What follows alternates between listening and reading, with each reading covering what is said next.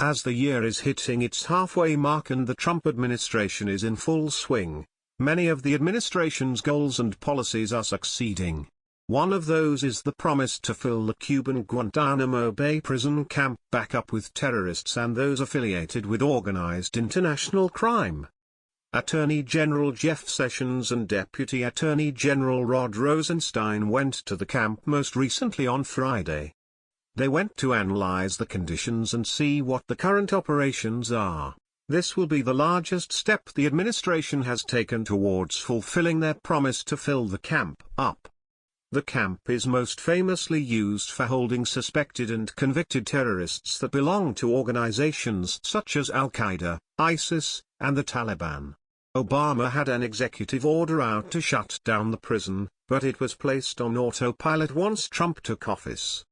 However, President Trump made it clear this action would not stand should he become president, and Attorney General Jeff Sessions maintained there is nothing wrong with the camp and it is suitable for new detainees to come. Constitutional litigator and a fellow at the Foundation for Defense of Democracies David Rivkin said the following about the camp: "We have taken off the table the silly ideas that the previous administration had about Guantanamo." He had previously served under Presidents Reagan and George H.W. Bush, both in the counsel's office and the Justice Department. He has spent a lot of time in the Oval Office. Rivkin also pointed out that Obama didn't completely close the prison because he left 41 detainees. 5 of them had been approved for transfer to either one of 2 different agencies: the Interagency Guantanamo Review Task Force, whose inception dates back to 2009, or the Interagency Periodic Review Boards created in 2011. The rest remain in the camp. No executive order concerning the camp has been signed yet during this current administration. There were draft orders that floated around and were discussed, but nothing came to fruition. Any such order would have revoked and rolled back the former president's orders and suspended all action concerning that order. Wells Dixon, a lawyer at the Center for Constitutional Rights, told the media the following about the current state affairs at the prison: "It's really business as usual at Guantanamo."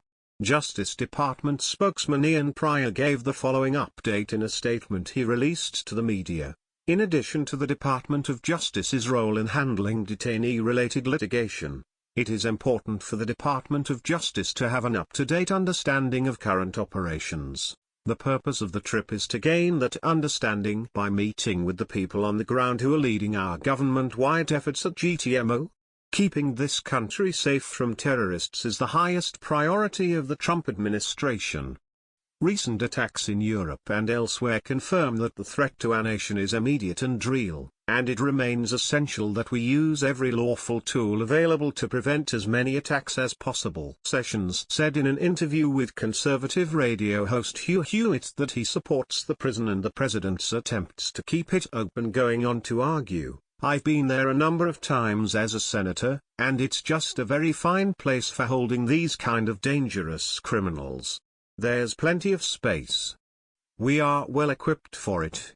It's a perfect place for it. Eventually, this will be decided by the military rather than the Justice Department.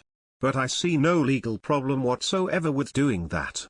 The Hill reported the following: "But many legal experts have argued that sending ISIS fighters to Guantanamo could prove risky, since the authorization for the use of military force, AUMF, that is being used to justify indefinite law of war detention does not name ISIS."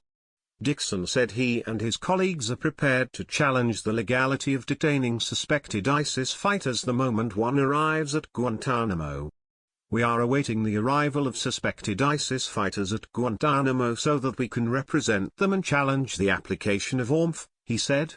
In the meantime, Dixon said the business-as-usual pace of Guantanamo has taken a toll on the 41 detainees still there. "The men are very aware of fact that no one has left Guantanamo since end of the Obama administration, and that takes a tremendous psychological toll," he said. "It is torture by any reasonable measure." Rivkin chalked Trump's lack of movement on Guantanamo to other issues taking precedence and needing to get the right staff in place, though he said he hasn't talked to administration officials specifically about the issue. He's unconvinced by the argument that the OMF has been the hold-up and said he thinks associated forces is a broad enough term that a judge would rule in the government's favor should ISIS fighters challenge their detention. If you get an ISIS guy, which Court of Appeals panel is going to suggest that he be let go? Rivkin said.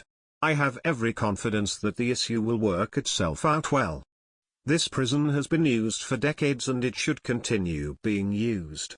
There is no reason to allow known terrorists who threaten our national security be transported to prisons we know are less safe and less secure. Follow us on Facebook at Freedom Daily.